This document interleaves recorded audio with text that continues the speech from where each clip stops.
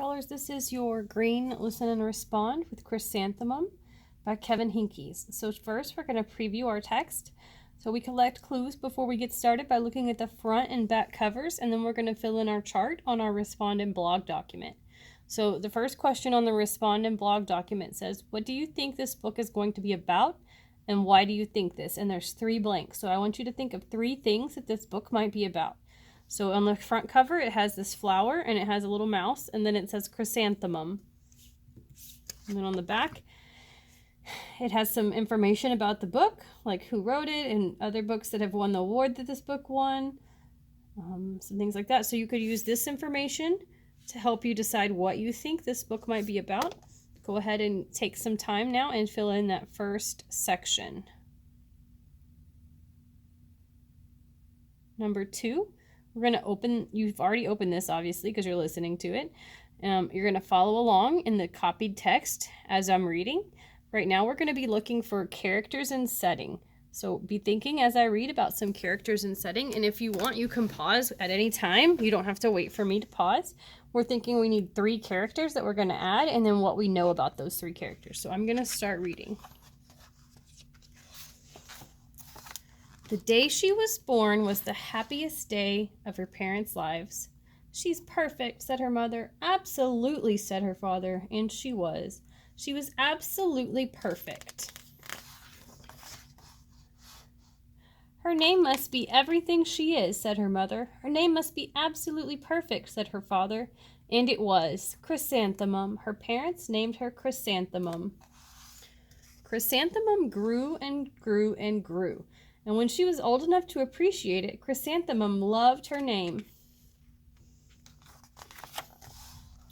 She loved the way it sounded when her mother woke her up. She loved the way it sounded when her father called her for dinner. And she loved the way it sounded when she whispered it to herself in the bathroom mirror. Chrysanthemum, chrysanthemum, chrysanthemum. Chrysanthemum loved the way her name looked when it was written with ink on an envelope. She loved the way it looked when it was written with icing on her birthday cake, and she loved the way it looked when she wrote it herself with her fat orange crayon. Chrysanthemum, chrysanthemum, chrysanthemum.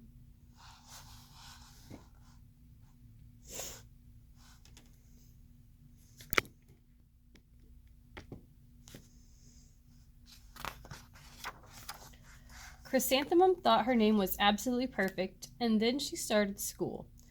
On the first day, Chrysanthemum wore her sunniest dress and her brightest smile. She ran all the way. Hooray, she said Chrysanthemum, school. But when Mrs. Chud took roll call, everyone giggled upon hearing Chrysanthemum's name. Mrs. Chud, Dawn, Eve, Lois, Al, Les, Kay, Max, Sue, Bill, Pat, Tom, Sam, Ken, Joe, Rita, Victoria, and Chrysanthemum.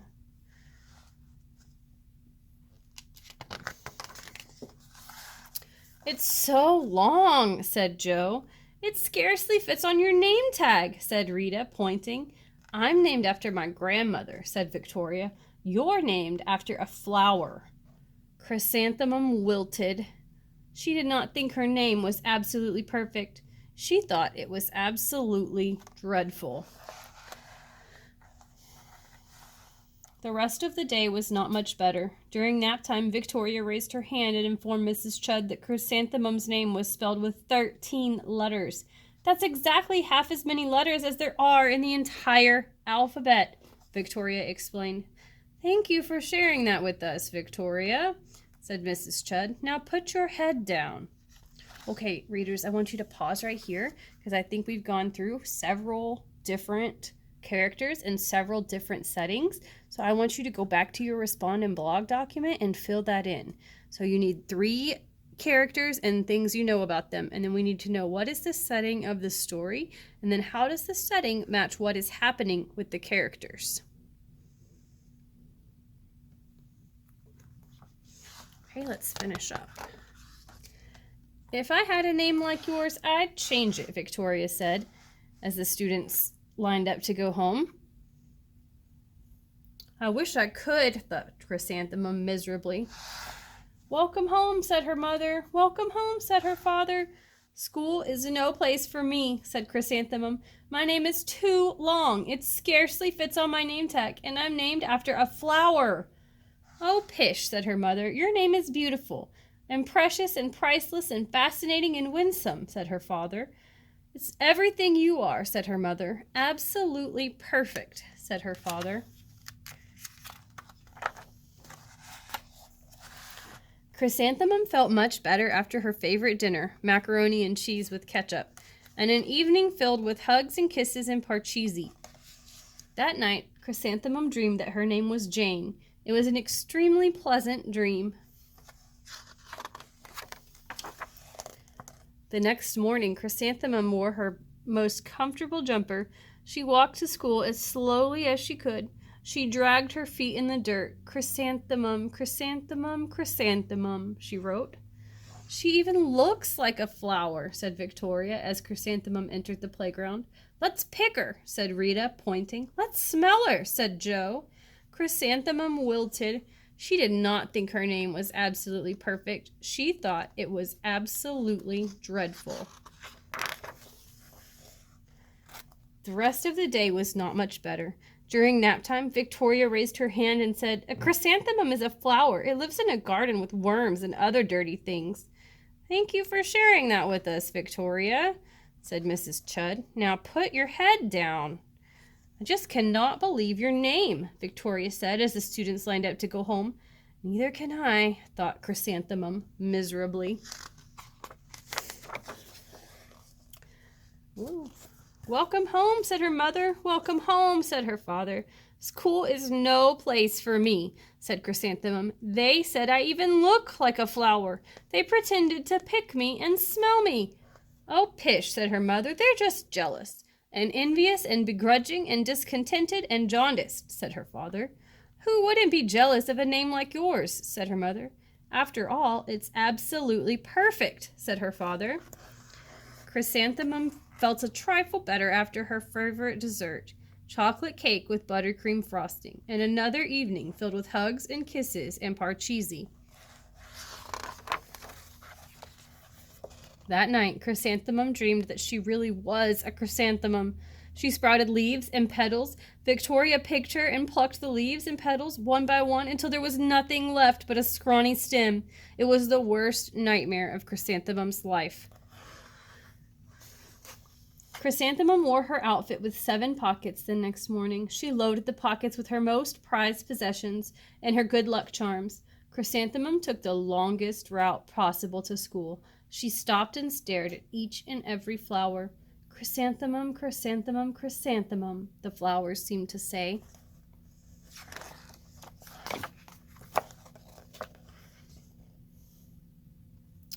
That morning, the students were introduced to Mrs. Twinkle, the music teacher. Her voice was like something out of a dream, as was everything else about her.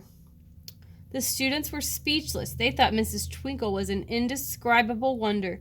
They went out of their way to make a nice impression. Mrs. Twinkle led the students in scales. Then she assigned roles for the class musical.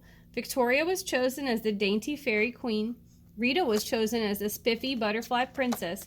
Joe was chosen as the all-important pixie messenger, and Chrysanthemum was chosen as a daisy. Chrysanthemum's a daisy, chrysanthemum's a daisy. Joe, Rita, and Victoria chanted, thinking it was wildly funny. Chrysanthemum wilted. She did not think her name was absolutely perfect. She thought it was absolutely dreadful. What's so humorous? Asked Mrs. Twinkle. Chrysanthemum, was the answer. Her name is so long, said Joe. It scarcely fits on her name tag, said Rita, pointing. I'm named after my grandmother, said Victoria. She's named after a flower. So, readers, I want you to pause here and go back into your Respond and Blog document, and I want you to make a prediction. Readers, they always predict what might happen next. So, knowing what you know about Mrs. Twinkle, about the other students, and about Chrysanthemum, what do you think might happen next, and why do you think that? Try to come up with 3 possible things.